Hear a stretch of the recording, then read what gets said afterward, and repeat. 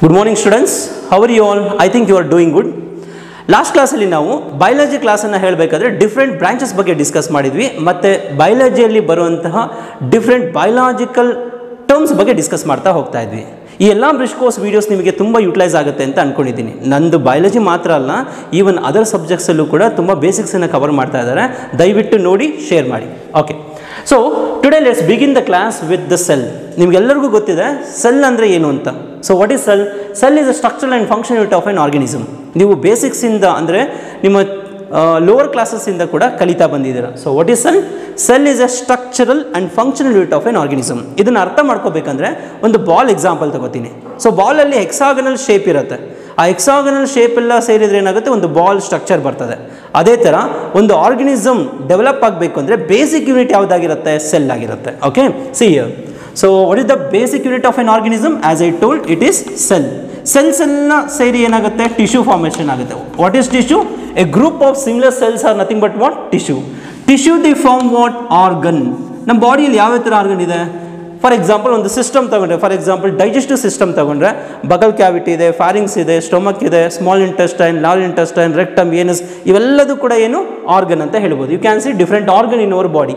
So organ ಆದಮೇಲೆ ಏನು ಬರುತ್ತೆ? ಈ ಆರ್ಗನ್ಸ್ ಎಲ್ಲ ಆರ್ಗನೈಸ್ ಆಗಿ ಏನು ಬರುತ್ತೆ? ಆರ್ಗನ್ ಸಿಸ್ಟಮ್ ಬರ್ತದೆ. ಏನು ಬರುತ್ತೆ? ಆರ್ಗನ್ ಸಿಸ್ಟಮ್ ಬರುತ್ತೆ. Organ system. ಆರ್ಗನ್ ಸಿಸ್ಟಮ್ ಯಾವುದು? For example as I already told, digestive system ಇರ್ಬೋದು, ರೆಸ್ಪಿರೇಟರಿ ಸಿಸ್ಟಮ್ ಇರ್ಬೋದು, ರೀಪ್ರೊಡಕ್ಟಿವ್ ಸಿಸ್ಟಮ್ ಇರ್ಬೋದು, ಎಂಡೋಕ್ರೈನ್ ಸಿಸ್ಟಮ್ ಇರ್ಬೋದು. ಈ ಥರ ಒಂದು ಡಿಫ್ರೆಂಟ್ ಸಿಸ್ಟಮ್ಸ್ ಎಲ್ಲ ಸೇರಿಕೊಳ್ಳುತ್ತೆ. ಈ ಡಿಫ್ರೆಂಟ್ ಸಿಸ್ಟಮ್ಸ್ ಎಲ್ಲ ಸೇರಿ ಏನಾಗುತ್ತೆ? ಒಂದು ಫುಲ್ ಆರ್ಗನಿಸಮ್ ಆಗಿ ಡೆವಲಪ್ ಆಗುತ್ತೆ. Okay, so what is cell? Cell is the basic structural and functional unit of an organism. ಅಂದರೆ ಒಂದು ಆರ್ಗನಿಸಮ್ನ ಸ್ಟ್ರಕ್ಚರ್ ಬಿಲ್ಡ್ ಮಾಡೋದು ಯಾವುದು? ಸೆಲ್ ಅಂತ ಹೇಳ್ಬೋದು. ಅದೇ ಥರ ಪ್ರತಿಯೊಂದು ಸೆಲ್ಗೂ ಏನಿರುತ್ತೆ? ಫಂಕ್ಷನ್ ಇರುತ್ತೆ. ಹಾಗಾಗಿ cell is A structural and functional unit of an organism ಅಂತ ಹೇಳ್ಬೋದು. Okay, so what is cell? Cell is a structural and functional unit of an organism. Cells, they organize to form tissue. Cells, all the cells they group up to form what? Tissue. And tissue they form what? Organ. Organ they form what? Organ system. And finally they form organism. ಈಗ ಹೇಳ್ಬೋದು, what is the basic unit of an organism? It is cell ಅಂತ ಹೇಳಿ. Okay, see here. ಈ ಒಂದು ಸೆಲ್ಲಿನ complete study ಅದಕ್ಕೇನಂತ ಕರಿತೀವಿ? As already told in the last class, cell biology ಅಂತ ಹೇಳ್ತೀವಿ, or you can say it as cytology. So what is cytology? Study of cell structure and its function is called what? Cytology ಅಂತ ಹೇಳ್ಬೋದು. Who is the first scientist who identify the cell? Robert Hooke was the first scientist who identify the cell. See here, there may be two types of organisms. ಅಂದರೆ ಒಂದು ಸೆಲ್ನ ತಗೊಂಡು ನೋಡಿದಾಗ ಆ cell single ಆಗಿದ್ದರೆ ಅದನ್ನು unicellular organism ಅಂತ ಹೇಳ್ಬೋದು. ಅದೇ ಗ್ರೂಪ್ ಆಫ್ ಸೆಲ್ಲಲ್ಲಿ ಆರ್ಗನಿಸಮ್ ಫಾರ್ಮೇಷನ್ ಆಗಿದ್ರೆ ಅದಕ್ಕೆ ಏನಂತ ಕರಿತೀವಿ? ಮಲ್ಟಿಸೆಲ್ಯುಲರ್ ಆರ್ಗನಿಸಮ್ ಅಂತ ಹೇಳ್ಬೋದು. So organisms are divided into two types, unicellular organism as well as multicellular organism. Unicellular ಆರ್ಗನಿಸಮ್ಗೆ ಎಕ್ಸಾಂಪಲ್ ಯಾವುದು? Amoeba, euglena, paramecium, entamoeba, histolytic, ಇವೆಲ್ಲ ಯಾವ್ದು ಬರುತ್ತೆ? ಯೂನಿಸೆಲ್ಯುಲರ್ ಆರ್ಗನಿಸಮ್ಸ್ ಬರುತ್ತೆ. ಅದೇ ಥರ ಮಲ್ಟಿಸೆಲ್ಯುಲರ್ ಆರ್ಗನಿಸಮ್ ಇಂದ ಯಾವುದು? Higher organisms that include plants and animals, ಅವೆಲ್ಲ ಏನಿರುತ್ತೆ? ಮಲ್ಟಿಸೆಲ್ಯುಲರ್ ಆರ್ಗನಿಸಮ್ ಇರುತ್ತೆ. Okay, let's see the next slide. See you smallest cell. ಈಗ ನಮ್ಮ ಪ್ಲಾನೆಟ್ ಅರ್ಥಲ್ಲಿ ಸ್ಮಾಲೆಸ್ಟ್ ಸೆಲ್ ಯಾವುದಿರುತ್ತೆ? You can see there mycoplasma gallisepticum. ಅದನ್ನು ಪ್ರೊನೌನ್ಸಿಯೇಷನ್ ನೋಡಿ, gallisepticum. Mycoplasma gallisepticum is the smallest organism. Actually it is an bacteria that causes a disease in fowls. Fowls ಅಂದರೆ ಗೊತ್ತಿರುತ್ತೆ, ಕೋಳಿ ಅಂತ ಹೇಳ್ತೀವಲ್ಲ, ಈ ಕೋಳಿಗಳಲ್ಲೆಲ್ಲ ಒಂದು ಬ್ಯಾಕ್ಟೀರಿಯಲ್ ಅಟ್ಯಾಕ್ ಆಗುತ್ತೆ. ಪರ್ಟಿಕ್ಯುಲರ್ ನಮ್ಮ ಐಸನ್ನು ಅಟ್ಯಾಕ್ ಮಾಡ್ತಾ ಹೋಗುತ್ತೆ. ಸೊ ಅದು ಯಾವ ಡಿಸೀಸಿಂದ ಬರ್ತದೆ ಅಂದರೆ ಯಾವ ಒಂದು ಪ್ಯಾಥೋಜನಿಂದ ಬರುತ್ತೆ? ಮೈಕೋಪ್ಲಾಸ್ಮಾ ಗೆಲಿಸೆಪ್ಟಿಕಮ್. ಮೈಕೋಪ್ಲಾಸ್ಮಾ ಗೆಲಿಸೆಪ್ಟಿಕಮ್ ಅನ್ನೋದು ಬ್ಯಾಕ್ಟೀರಿಯಾ. ಆ ಬ್ಯಾಕ್ಟೀರಿಯಲ್ ಅಟ್ಯಾಕ್ ಆದಾಗ ಕೋಳಿಗಳಲ್ಲಿ ಏನಾಗುತ್ತೆ? ಡಿಸೀಸ್ ಬರುತ್ತೆ. Let's see the next one. See here, largest cell ಯಾವುದಿದೆ? ಲಾರ್ಜೆಸ್ಟ್ ಸೆಲ್ ಯಾವುದಿರುತ್ತೆ? As you can see in the diagram, she is carrying a egg. ಯಾವ ಎಗ್ಗನ್ನು ಕ್ಯಾರಿ ಮಾಡ್ತಾ ಇದ್ದಾರೆ? Actually it is ostrich egg. So ostrich egg is the largest egg you can see, ಅಥವಾ largest cell ಅಂತಲೇ ಹೇಳ್ಬೋದು. ಹಾಗಾದರೆ egg ಸೆಲ್ಲ? 100% egg is a cell, single cell, zygote ಅಂತ, ಡೆವಲಪಿಂಗ್ ಝೈಗೋಟ್ ಅಂತಲೇ ಹೇಳ್ಬೋದು ಆ್ಯಕ್ಚುಲಿ ಅದನ್ನು ಕೂಡ ನಾವು ಸೆಲ್ ಅಂತ ಕನ್ಸಿಡರ್ ಮಾಡ್ತೀವಿ. Let's see the next slide. Smallest cell. ಈಗ ಹ್ಯೂಮನ್ ಬಾಡಿ ತಗೊಂಡ್ರೆ ಅದರಲ್ಲಿ ಸ್ಮಾಲೆಸ್ಟ್ ಸೆಲ್ ಯಾವುದಿರುತ್ತೆ? Human sperm is the smallest cell. You can see the diagram here. Millions of sperms which are produced in single ejaculation. That means ಸ್ಪರ್ಮ್ಸನ್ನೆಲ್ಲ ನೋಡಿದ್ರೆ ಒಂದು ಸ್ಪರ್ಮ್ಸನ್ನು ಎಷ್ಟು ತುಂಬ ಸಣ್ಣದಾಗಿರುತ್ತೆ ಅಂದರೆ minute ಆಗಿರುತ್ತೆ. ಸೊ ಹಾಗಾಗಿ ಇದನ್ನು smallest cell in the body ಅಂತ ಹೇಳ್ತೀವಿ. ಅದಕ್ಕೆ ಮೆಜರ್ಮೆಂಟು ಇದೆ, ನಿಮಗೆ ಹ್ಯೂಮನ್ ರಿಪ್ರೊಡಕ್ಷನ್ ನಿಮ್ಗೆ ಗೊತ್ತಾಗ್ತಾ ಹೋಗುತ್ತೆ. Largest cell in the body ಯಾವುದಿರುತ್ತೆ? ಇಟ್ ಈಸ್ ಆಬ್ವಿಯಸ್ಲಿ ಎಗ್ ಇರುತ್ತೆ. ಸೊ ಎಗ್ ಮತ್ತು ಸ್ಪರ್ಮ್ನ ಕಂಪೇರ್ ಮಾಡಿದಾಗ ನೋಡಿದಾಗ ಎಗ್ ಲಾರ್ಜ್ ಇರುತ್ತೆ, ಹ್ಯೂಮನ್ ಸ್ಪರ್ಮ್ ತುಂಬ ಕಮ್ಮಿ ಇರುತ್ತೆ. Millions of sperms will attack the egg. ಆದರೆ ಒಂದೇ ಒಂದು ಸ್ಪರ್ಮ್ಸ್ ಮಾತ್ರ ಏನಾಗುತ್ತೆ, ಎಗ್ ಒಳಗಡೆ ಎಂಟ್ರಿ ಆಗುತ್ತೆ. ಅಂದರೆ ಸ್ಪರ್ಮ್ಸಿನ ಸೈಜ್ ತುಂಬ ಮೈನ್ಯೂಟ್ ಇರುತ್ತೆ, ಎಗ್ಗಿನ ಸೈಜ್ ತುಂಬ ಲಾರ್ಜ್ ಇರುತ್ತೆ. ಸೊ ಲಾರ್ಜೆಸ್ಟ್ ಸೆಲ್ ಈಸ್ ಯಾವುದು? Human egg. ಸ್ಮಾಲೆಸ್ಟ್ ಸೆಲ್ ಯಾವುದು? It is human sperm. Longest ಅಂತ ಕೇಳಿದ್ರೆ ಯಾವ್ದು ಬರೀತೀರಾ? ಇಟ್ ಈಸ್ ನರ್ವ್ ಸೆಲ್ ಅಂತ ಹೇಳ್ಬೋದು. Okay, let's see the next slide. See types of cells. ಈ ಸೆಲ್ಸನ್ನು ನಾವು ಎರಡು ರೀತಿ ಕ್ಲಾಸಿಫೈ ಮಾಡ್ಬೋದು based on the type of organism. It may be prokaryotic or it may be eukaryotic. So cells can be divided into two types, that is prokaryotic or it may be eukaryotic. Okay, ಇದು ನೋಡಿ prokaryotic organism. Lower organisms ಎಲ್ಲ prokaryotic ಬರುತ್ತೆ, higher organisms ಎಲ್ಲ eukaryotic ಬರುತ್ತೆ. So ಇದು prokaryotic diagram ಇದೆ, it's a bacterial cell. ಅದೇ ಥರ eukaryotic ಅಂದರೆ plants, animals ಇವೆಲ್ಲದು ಯಾವುದಕ್ಕೆ ಬರ್ತದೆ? eukaryotic cell ಬರುತ್ತೆ. Let's see the next slide.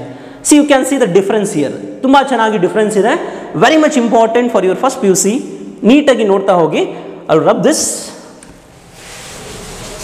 See, this is a difference between prokaryotic as well as eukaryotic organism. Okay, most prokaryotes are unicellular ಅಂತ ಹೇಳ್ತಾ ಇದ್ದಾರೆ. ಅಂದರೆ ಮ್ಯಾಕ್ಸಿಮಮ್ ಪ್ರೊಕ್ಯಾರಿಯೋಟ್ ಯಾವುದಿರುತ್ತೆ? ಸಿಂಗಲ್ ಸೆಲ್ಯುಲರ್ ಆರ್ಗನಿಸಮ್ಸ್ ಇರುತ್ತೆ. Okay, ಅದಕ್ಕೆ ಫಸ್ಟ್ ನೀವು ಇಲ್ಲಿ ಎಕ್ಸಾಂಪಲ್ಸ್ನ first ನೋಡ್ಕೊಂಬಿಡಿ.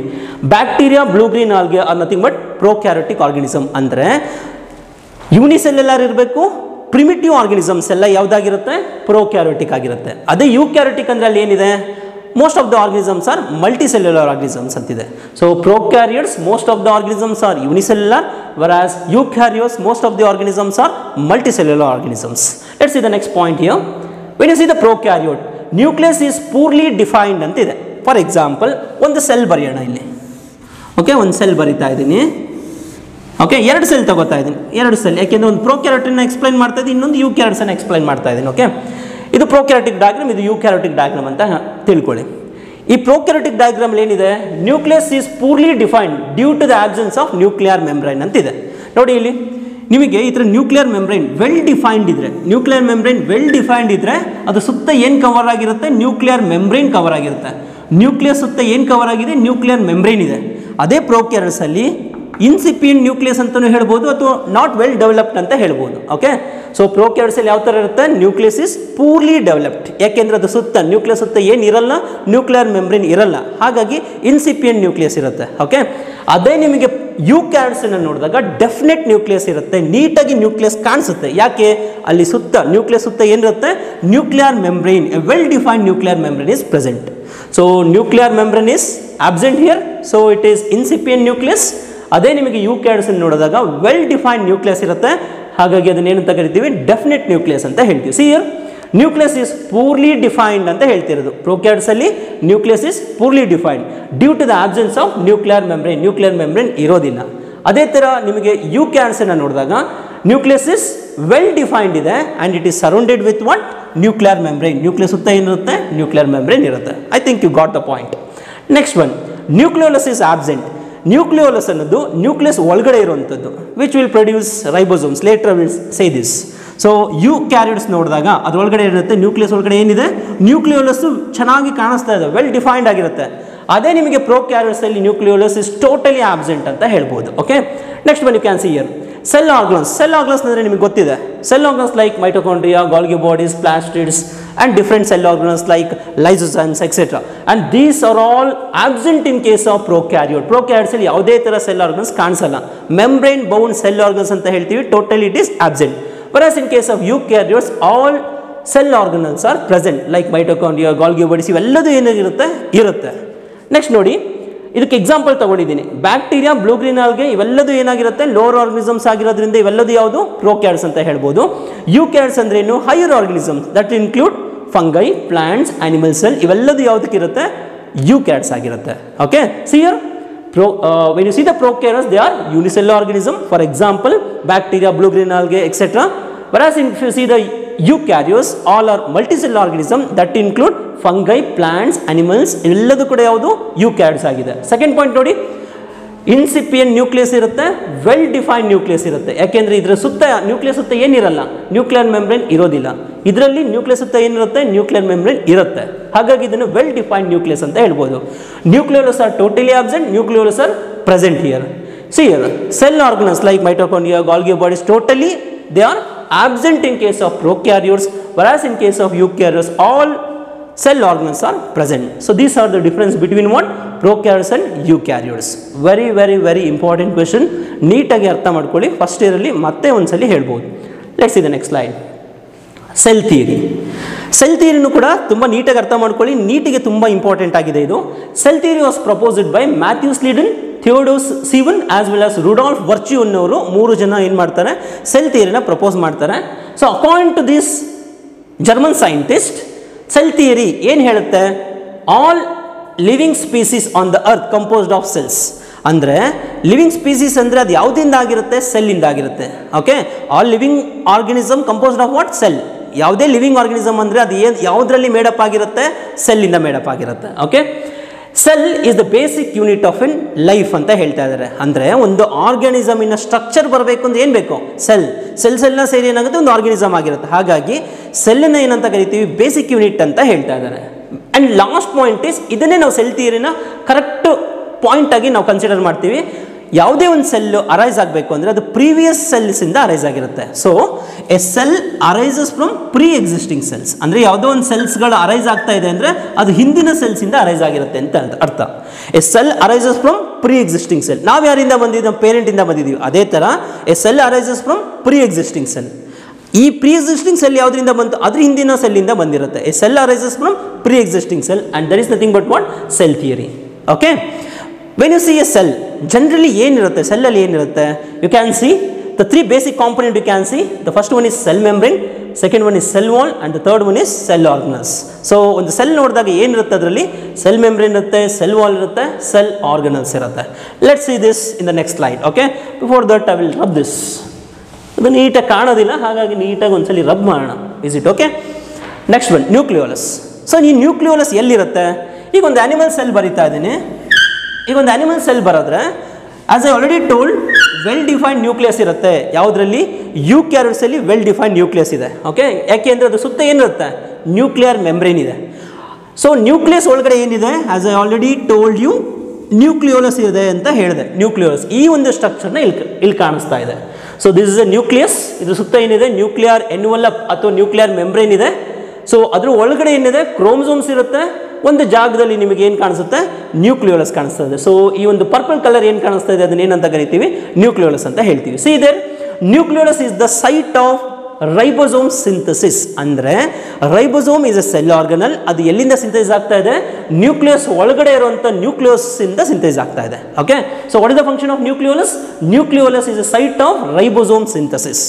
And it is also involved in controlling of what, cellular activity as well as it is also involving in cell reproduction ಅಥವಾ cell division ಅಲ್ಲಿ involve ಆಗುತ್ತೆ ಅಂತ ಹೇಳ್ಬೋದು. What is the main function of nucleolus? It will produce ribosome and it is also involved in cellular activity as well as cell division. ಅರ್ಥ ಆಗಿದೆ ಅಂತ ಅನ್ಕೊಂಡಿದ್ದೀನಿ. Next slide ನೋಡೋಣ. Nuclear membrane. ಇದನ್ನು ನಾನು ಆಲ್ರೆಡಿ ಮತ್ತೆ ಹೇಳಬೇಕೀಗ ಅಷ್ಟೇ. ನ್ಯೂಕ್ಲಿಯಸ್ ವೆಲ್ ಡಿಫೈನ್ಡ್ ಆಗಿದೆ ಅಂದರೆ ಅದು ಸುತ್ತ ಏನಿರುತ್ತೆ, ನ್ಯೂಕ್ಲಿಯರ್ ಮೆಂಬ್ರೇನ್ ಇದೆ. Nuclear membrane protect nucleus. Nuclear membrane protect nucleus. Nucleus ಸುತ್ತ ಏನಿದೆ, ನ್ಯೂಕ್ಲಿಯರ್ ಮೆಂಬ್ರೇನ್ ಇದೆ. By farming A boundary between the nucleus and the other organelles. ಅಂದರೆ ಇಲ್ಲೆಲ್ಲ ಏನಿರುತ್ತೆ, ಮೆಂಬ್ರೇನ್ ಬೌಂಡ್ಸ್ ಎಲ್ಲ ಆರ್ಗನಲ್ಸ್ ಇರುತ್ತೆ. ಈ ಒಂದು ವೆಲ್ ಡಿಫೈನ್ಡ್ ನ್ಯೂಕ್ಲಿಯಸ್ ಇರಬೇಕು ಅಂದ್ರೆ ಏನು ಬೇಕಿರುತ್ತೆ, ನ್ಯೂಕ್ಲಿಯರ್ ಮೆಂಬ್ರೇನ್ ಬೇಕಿರುತ್ತೆ. So that is nothing but what, nuclear membrane. Nucleus ಸುತ್ತ ಇರೋದನ್ನ ಏನಂತ ಕರಿತೀವಿ, ನ್ಯೂಕ್ಲಿಯರ್ ಮೆಂಬ್ರೇನ್ ಅಂತ ಹೇಳ್ಬೋದು. See here, the next one is endoplasmic reticulum.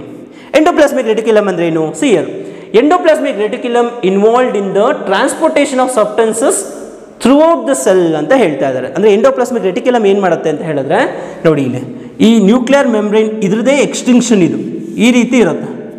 ಇದ್ರದೇ extinction, ಈ ರೀತಿ ಒಂದು ಸ್ಟ್ರಕ್ಚರ್ ಇದೆ, ಅಲ್ಲಿ ನೀಟಾಗಿ ಕಾಣಿಸ್ತಾ ಇದೆ. ಇದು what is this, nuclear membrane. ಅದರದ್ದು ಎಕ್ಸ್ಟೆನ್ಷನ್ ಏನಿದೆ, ಇದನ್ನ ಏನಂತ ಕರಿತೀವಿ, ಎಂಡೋಪ್ಲಾಸ್ಮಿಕ್ ರೆಟಿಕ್ಯುಲಮ್ ಅಂತ ಹೇಳ್ಬೋದು. So endoplasmic reticulum involved in transportation of the substance through out the cell. Nucleus ಇಂದ ಬಂದಿರುವಂಥ ಏನು ಸಬ್ಸ್ಟೆನ್ಸ್ ಇದೆ ಅದನ್ನು ಹೊರಗಡೆ ಹಾಕೋದ್ರಲ್ಲಿ ಇನ್ವಾಲ್ವ್ ಆಗುವಂಥ ಕೆಲಸ ಮಾಡೋದು ಯಾವುದು? It is endoplasmic reticulum. Endoplasmic reticulum involved in transportation of substance throughout the cell. Okay, it plain very important role in metabolism of carbohydrate, metabolism of lipid, steroids and protein. Carbohydrates, proteins, lipid metabolism ಅಲ್ಲಿ ಕೂಡ involve ಆಗೋದು ಯಾವುದು? It is endoplasmic reticulum. Endoplasmic reticulum ನಾವು ಎರಡು ರೀತಿ classify ಮಾಡಬಹುದು. Rough endoplasmic reticulum, smooth endoplasmic reticulum. ಈ ribosome ಏನಾದರೂ ಎಂಡೋಪ್ಲಾಸ್ಮಿಕ್ ರೆಟಿಕ್ಯುಲಮ್ ಮೇಲ್ಗಡೆ ಇದ್ರೆ ಅದಕ್ಕೆ ಏನಂತ ಕರಿತೀವಿ? ರಫ್ ಎಂಡೋಪ್ಲಾಸ್ಮಿಕ್ ರೆಟಿಕ್ಯುಲಮ್ ಅಂತ ಹೇಳ್ತೀವಿ. ಆ ರೈಬೋಸೋಮ್ ಆ ಎಂಡೋಪ್ಲಾಸ್ಮಿಕ್ ರೆಟಿಕ್ಯುಲಮ್ ಮೇಲೆ ಇಲ್ಲ ಅಂತ ಹೇಳಿದ್ರೆ ಅದಕ್ಕೆ ಏನಂತ ಹೇಳ್ಬೋದು? Smooth endoplasmic reticulum. So endoplasmic reticulum is of two type. You can see a rough endoplasmic reticulum as well as smooth endoplasmic reticulum. Let's see the next slide.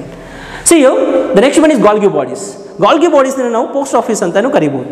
The Golgi bodies are called cells of post office that is involved in transportation of material within the cell.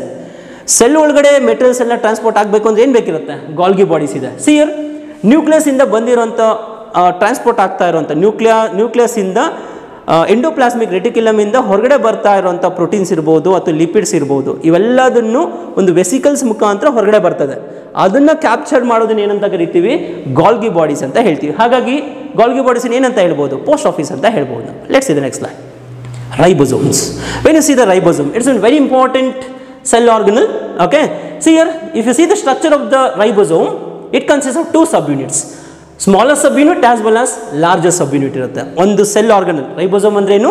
It is also a cell organelle. It consists of smaller subunit as well as larger subunit.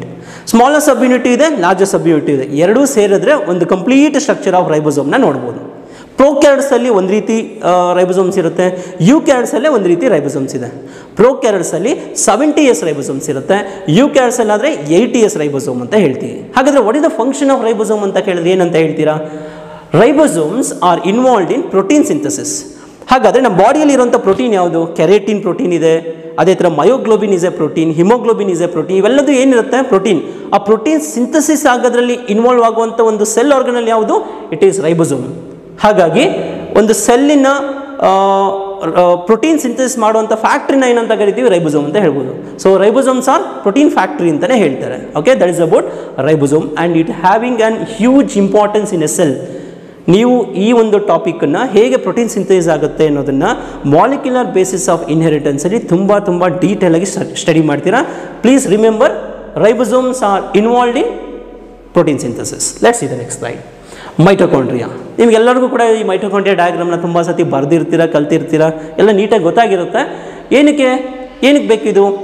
ಸೆಲ್ಲಲ್ಲಿ ಯಾವುದೇ cell metabolism ರಿಯಾಕ್ಷನಲ್ಲಿ involve ಆಗಿರುತ್ತೆ. ಅಂದರೆ ನಮ್ಮ ಬಾಡಿಯಲ್ಲಿ ಏನಿದೆ? Thousands of reactions ಆಗ್ತಾ ಇದೆ. ಆ thousands of reactions ಎಲ್ಲ ಆಗ್ತಾ ಇದೆ? ಸೆಲ್ ಒಳಗಡೆ ನಡೀತಾ ಇದೆ. Okay, all biological reactions are taking place inside the cell. Thousands of biological reactions are taking place inside the cell. ಆ ರಿಯಾಕ್ಷನ್ಗೆ ಎನರ್ಜಿ ಬೇಕಿರುತ್ತಲ್ಲ, the energy production is in terms of ATP. ಆ ATP ಸಿಂಥಸಿಸ್ ಎಲ್ಲಾಗುತ್ತೆ? ಆ energy ಎಲ್ಲಿ synthesis ಆಗುತ್ತೆ ಅಂದರೆ ATP ಅಂದರೆ ಮೈಟೊಕಾಂಡ್ರಿಯಾ ಒಳಗಡೆ ಆಗ್ತಾ ಇದೆ. ATP synthases in mitochondria, that gives energy for the cellular activity. ಹಾಗಾಗಿ ಈ ಒಂದು ಮೈಟೊಕಾಂಡ್ರಿಯಾನ ಏನಂತ ಕರಿತೀವಿ? Power house of the cell ಅಂತ ಹೇಳ್ತೀವಿ. Okay, so what is mitochondria? It is called power house of the cell. It's because it produces what? ATP, and this ATP is involved in what? Biochemical reaction ಅಥವಾ energy currency ಅಂತ ಹೇಳ್ಬೋದು. Let's see the next slide. Lysozymes. See here, lysozymes is also a cell organelle. Lysozymes ಅಂದ್ರೆ ಏನು? ಅದು ಕೂಡ ಒಂದು cell organelle. Protect the cell from engulfing the foreign bodies entering the cell. ಯಾವುದೇ ಒಂದು ಫಾರಿನ್ ಸಬ್ಸ್ಟೆನ್ಸಸ್ ನಮ್ಮ ಸೆಲ್ ಒಳಗಡೆ entry ಆದರೆ ಆ ಸೆಲ್ ಒಳಗಡೆ ಎಂಟ್ರಿ ಆಗಿರುವಂಥ ಫಾರಿನ್ ಸಬ್ಸ್ಟೆನ್ಸನ್ನು ಈ ಲೈಸೋಸೈಮ್ಸ್ ಏನು ಮಾಡುತ್ತೆ? ಅದರೊಳಗಡೆ ಇರುವಂತಹ ಡೈಜೆಸ್ಟಿವ್ ಎನ್ಸೈಮ್ ಏನು ಮಾಡುತ್ತೆ? ಅದನ್ನು ಡೈಜೆಸ್ಟ್ ಮಾಡಾಕ್ಬಿಡುತ್ತೆ. Okay, and that is nothing but what? Lysozyme. So ಅದೇ ಲೈಸೋಸೈಮ್ಸ್ ಏನಾದರೂ ಬರ್ಸ್ಟ್ ಆದರೆ ಸೊ ಅದ್ರ ಕಂಟೆಂಟನ್ನು ಅದೇ ಏನು ಮಾಡುತ್ತೆ? ಎನ್ಗಲ್ಫ್ ಮಾಡುತ್ತೆ. ಹಾಗಾಗಿ ಅದನ್ನ ಏನಂತ ಕರಿತೀವಿ? ಸೂಸೈಡ್ ಬ್ಯಾಗ್ ಅಂತ ಕರಿತೀವಿ. Licence are called suicide bags. So ಏನು ಮಾಡುತ್ತೆ? ಅನ್ವಾಂಟೆಡ್ ಸಬ್ಸ್ಟೆನ್ಸ್ನೆಲ್ಲ ಡೈಜೆಸ್ಟ್ ಮಾಡೋಕ್ಕೆ ಇರೋದು ಯಾವುದು? It is ಲೈಸೋಸೈಮ್ಸ್. ಓಕೆ, ಇದೆಲ್ಲ ನಿಮಗೆ ಗೊತ್ತಿರುತ್ತೆ. Still I am using these common words to know it better. Okay, let's see the next slide. Chloroplast. ಇದು ಪ್ಲಾಂಟ್ ಸೆಲ್ಲಲ್ಲಿ ಇರುವಂಥದ್ದು. ಆನಿಮಲ್ ಸೆಲ್ಲಲ್ಲಿ you cannot see chloroplast. Chloroplast ಏನರಲ್ಲಿ ಇನ್ವಾಲ್ವ್ ಆಗುತ್ತೆ? It's also a primary cell organelle in case of plant cell. It is involved in photosynthesis involve ಆಗುತ್ತೆ. ಯಾಕೆಂದ್ರೆ ಅದರಲ್ಲಿ ಏನಿರುತ್ತೆ? ಎ ಗ್ರೀನ್ ಕಲರ್ ಪಿಗ್ಮೆಂಟ್ ಇದೆ. What is that green colour pigment called? Chlorophyll. This is the structure of the chloroplast. ಅದರಲ್ಲಿ ಏನಿರುತ್ತೆ? Chlorophyll ಇದೆ. Chlorophyll captures the sunlight and it is involved in preparation of the food material. Okay, and it also, chlorophyll is also giving the color to the plant. Green color ಬರಬೇಕು ಅಂದರೆ, ಲೀಫಿಗೆಲ್ಲ green colour ಬರಬೇಕು ಅಂದರೆ ಏನು ಬೇಕಿರುತ್ತೆ? Chlorophyll ಬೇಕಿರುತ್ತೆ. Let's see the next slide. See here vacuoles. ಈಗ vacuoles ನೋಡಿದ್ರೆ plant ಸೆಲ್ಲಲ್ಲಿ ನಿಮಗೆ ಲಾರ್ಜ್ ವ್ಯಾಕ್ಯೂಲ್ಸ್ ಕಾಣಿಸುತ್ತೆ. See here this is the large vacuole that you can see in case of plant cell. ಅದೇ ಅನಿಮಲ್ ಸೆಲ್ಲಲ್ಲಿ ಸ್ಮಾಲ್ ವ್ಯಾಕ್ಯೂಲ್ಸ್ ಇರುತ್ತೆ. ಹಾಗಾದರೆ vacuoles ಏನಕ್ಕೆ ಇನ್ವಾಲ್ವ್ ಆಗುತ್ತೆ? Vacuole stores food, water and other waste material in the cell. Vacuoles ಅಲ್ಲಿ ಏನಿರುತ್ತೆ? Food, water, ಬೇರೆ metabolic waste ಏನಿರುತ್ತೆ ಅದೆಲ್ಲ ಸ್ಟೋರ್ ಆಗುವಂಥ ಜಾಗನ ಏನಂತ ಕರಿತೀವಿ? ವ್ಯಾಕ್ಯೂಲ್ಸ್ ಅಂತ ಹೇಳ್ತೀವಿ. ಪ್ಲಾಂಟ್ ಸೆಲ್ಲಲ್ಲಿ you can see large vacuoles, whereas in animal cell you can see very small vacuoles you can see. Let's see the next slide. ನಿಮಗೀಗ ಸೆಲ್ ಅಂದರೆ ಏನು ಅಂತ ಗೊತ್ತಾಗಿದೆ. It's a basic structure and function unit of an organism ಅಂತ ಹೇಳಿದೆ. ಅದೇ ಥರ ಪ್ರೋಕ್ಯಾರಿಯೋಟ್ಸ್ ಅಂದರೆ ಏನು, ಯೂಕ್ಯಾರಿಯೋಟ್ಸ್ ಅಂದರೆ ಏನು ಅಂತ ಡಿಫ್ರೆನ್ಸ್ ಗೊತ್ತಾಗಿದೆ.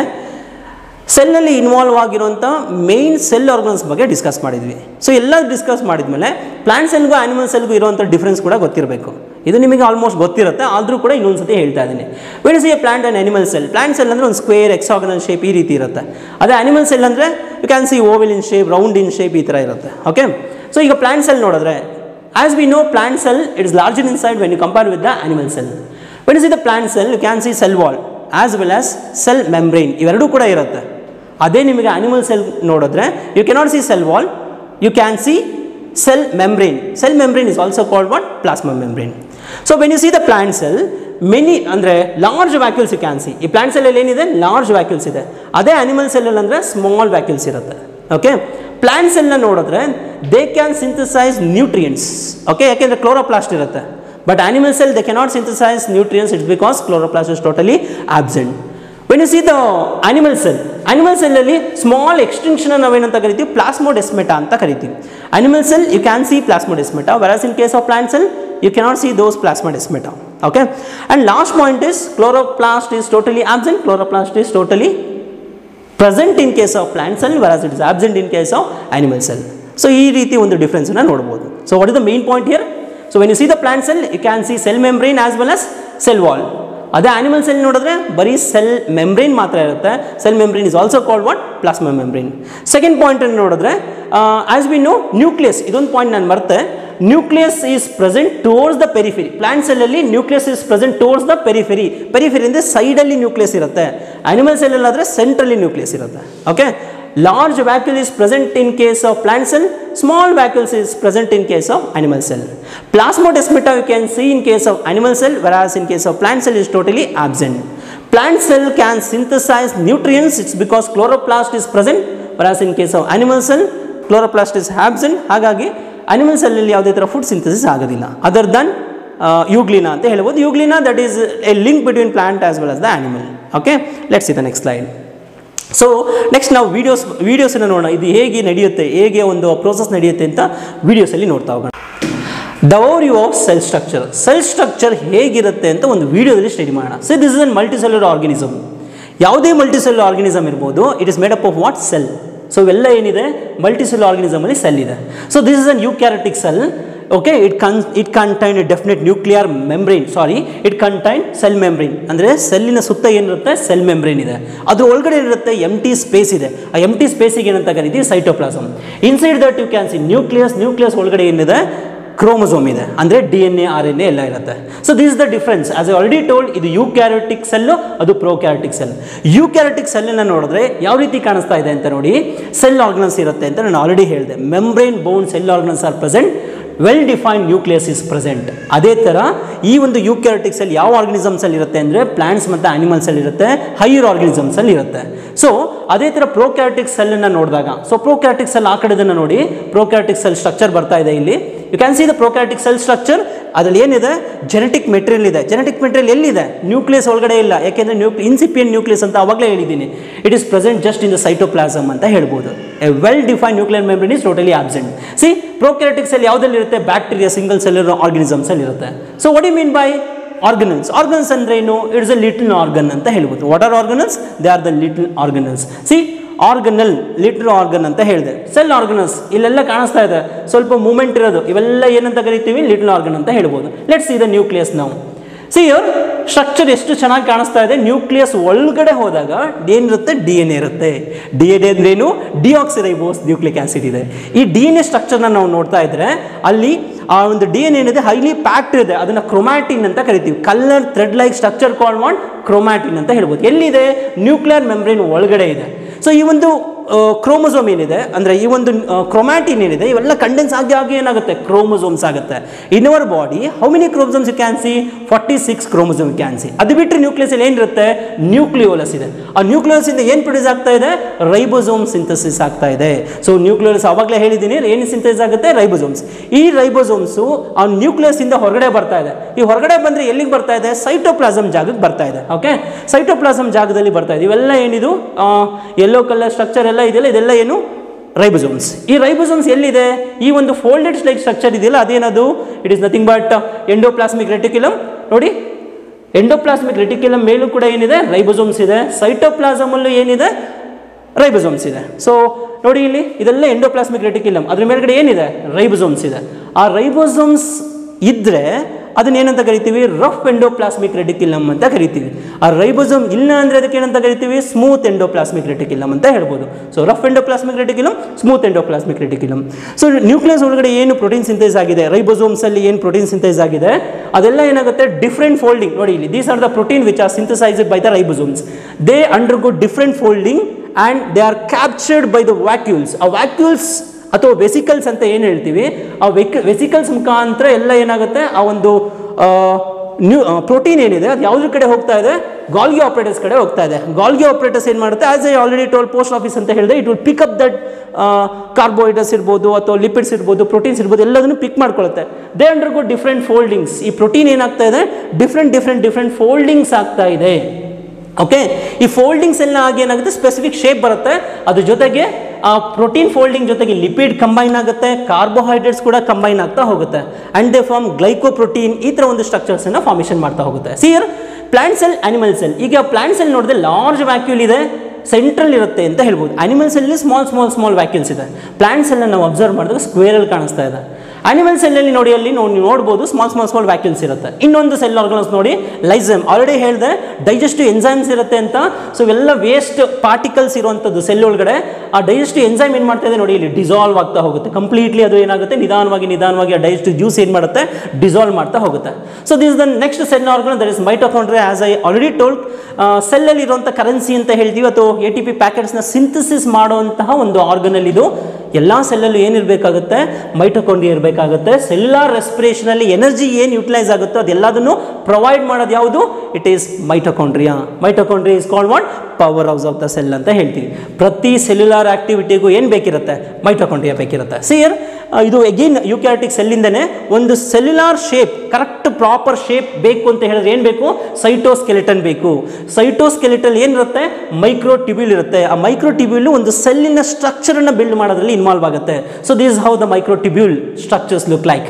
ಸೊ ಇದು ಈಗ ಒಂದು ಯುಕ್ಯಾರಿಟಿಕ್ ಪ್ಲಾಂಟ್ ಅನ್ನು ತಗೋಣ. ಈಗ ಯುಕ್ಯಾರಿಟಿಕ್ ಪ್ಲಾಂಟ್ ಅನ್ನು ನೋಡಿದ್ರೆ ಅದ್ರಲ್ಲಿ ಏನಿರುತ್ತೆ ನೋಡಿ, ಇಲ್ಲಿ ಲೀಫ್ ಅನ್ನ ತಗೊಂತಾ ಇದ್ದಾರೆ. ಲೀಫಲ್ಲಿ ಏನಿರುತ್ತೆ, as we know plant cell ಅಲ್ಲಿ ಏನಿದೆ, ಪ್ಲಾಂಟ್ ಸೆಲ್ ಅಲ್ಲಿ ಕ್ಲೋರೋಪ್ಲಾಸ್ಟ್ ಇರುತ್ತೆ. What you can see, chloroplast. So ಈ see the structure of the chloroplast structure ನೋಡಿದಾಗ ಗ್ರೀನ್ ಕಲರ್ ಇರುತ್ತೆ. ಯಾಕೆ ಗ್ರೀನ್ ಕಲರ್ ಅಂತ, ಅದ್ರಲ್ಲಿ ಏನಿರುತ್ತೆ, chlorophyll you can see here the structure of chlorophyll, how it look like. Okay, that give green color to the plant. Adu photosynthesis allu kuda involve agutte. And this is the structure of the plant cell, that you can see cell wall as well as cell membrane eradu kuda ide alli. Okay, so square ide, ee tara ಒಂದು structure ಇದೆ, ಅದನ್ನ plant cell ಅಂತ ಈಸಿಯಾಗಿ distinguish ಮಾಡಬಹುದು. Other unique structures ಯಾವ್ಯಾವುದು ಅಂತ ನೋಡಿದ್ರೆ ನಿಮಗೆ ಅದರ್ ಯೂನಿಕ್ ಸ್ಟ್ರಕ್ಚರ್ಸ್ ಅಂದರೆ ಬೇರೆ ಬೇರೆ ಆರ್ಗನಲ್ಸ್ ಕೂಡ ಇರ್ತದೆ. ಓಕೆ, ಅದನ್ನು ನಾವು ಡೀಟೇಲಾಗಿ ಹೋಗೋದಕ್ಕಿಂತ ಮುಂಚೆ ನಾವು ಲಂಗ್ ಬಗ್ಗೆ ಡಿಸ್ಕಸ್ ಮಾಡೋಣ.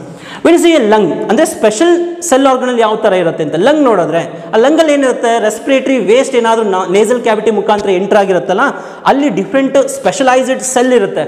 ಅಂದರೆ ಆ ಸೆಲ್ಲನ್ನು ಏನಂತ ಕರಿತೀವಿ, ಸೀಲಿಯೇಟೆಡ್ ಸೆಲ್ಸ್ ಅಂತ ಹೇಳ್ತೀವಿ. ಸೀಲೆ ಏನು ಮಾಡುತ್ತೆ, ಆ ಒಂದು ವೇಸ್ಟನ್ನು ಮೂವ್ ಮಾಡ್ತಾ ಹೋಗುತ್ತೆ. ಈಗ ಬ್ಯಾಕ್ಟೀರಿಯಾ ನೋಡಿದ್ರೆ ನೋಡಿ, ಬ್ಯಾಕ್ಟೀರಿಯಾ ಎಷ್ಟು ಚೆನ್ನಾಗಿ ಕಾಣಿಸ್ತಾ ಇದೆ. It is also an single cell, prokaryotic cell. It contain what, flagella. Flagella ಏನರಲ್ಲಿ ಇನ್ವಾಲ್ವ್ ಆಗುತ್ತೆ, ಮೊಟಿಲಿಟಿಯಲ್ಲಿ ಇನ್ವಾಲ್ವ್ ಆಗುತ್ತೆ, ಮೂವ್ಮೆಂಟಲ್ಲಿ ಇನ್ವಾಲ್ವ್ ಆಗ್ತದೆ. Is the flagella. Human sperm ನೋಡಿದ್ರೆ, ಹ್ಯೂಮನ್ ಸ್ಪೋಮ್ ಎಗ್ ಒಳಗಡೆ ಎಂಟರ್ ಆಗಬೇಕಲ್ಲ, ಅದಕ್ಕೇನಿರುತ್ತೆ, flagella you can see for motility. Eukaryotic cell. ಈಗ ಯೂಕ್ಯಾರಿಟಿಕ್ ಸೆಲ್ ಅಂತ ನೋಡೋದು ಯಾವ ತರ ಇದೆ? Plants, animal cell are nothing but eukaryotic cell. They contain definite nucleus, membrane, enclosed organelles ಇರುತ್ತೆ. ಅದೇ ತರ ಪ್ರೋಕ್ಯಾರಿಟಿಕ್ ಸೆಲ್ ಅಂತ ಹೇಳಿದ್ರೆ ಎಲ್ಲದೂ ಕೂಡ ಯೂನಿಸೆಲ್ಯುಲರ್ ಆರ್ಗನಿಸಮ್ಸ್ ಇರುತ್ತೆ ಅಂತ ನಾನು ಆಲ್ರೆಡಿ ಡಿಸ್ಕಸ್ ಮಾಡಿದ್ದೀನಿ. Without nucleus and membrane bone organelles are totally absent ಅಂತ ಹೇಳ್ಬೋದು. All cells have cell membrane, cytoplasm as well as genetic material. ಈ ವಿಡಿಯೋನ ಸ್ಲೋ ಆಗಿ ನಿಧಾನವಾಗಿ ನೋಡ್ತಾ ಹೋಗಿ ಕಂಪ್ಲೀಟ್ ಆಗಿ ಅರ್ಥ ಆಗುತ್ತೆ. Both plants and animal cell have mitochondria, ಎರಡೂ ಕೂಡ ಇರ್ತದೆ. So these are the different points which are included to this video. ತುಂಬ ಈಸಿಯಾಗಿ ಅರ್ಥ ಆಗುತ್ತೆ. ಇನ್ನೊಂದ್ಸತಿ ಪ್ಲೇ ಮಾಡಿ. Okay, thanks to this multimedia to creating this a beautiful video. ಈ ವಿಡಿಯೋನ ನಾವು ತಗೊಂಡಿದ್ದು ಗೂಗಲ್ ಒಂದು ಸೋರ್ಸಿಂದ, ನ್ಯೂಕ್ಲಿಯಸ್ ಮೀಡಿಯಾ ಮೆಡಿಕಲ್ ಮೀಡಿಯಾ ಅಂತ ಒಂದು ಗೂಗಲ್ ಸರ್ಚಿಂದ ತಗೊಂಡಿದ್ದೀನಿ. No problem, it will helpful for you. Okay, this is about the overview of the cell structure. Thank you very all. Wait for next bridge course classes. Thank you all.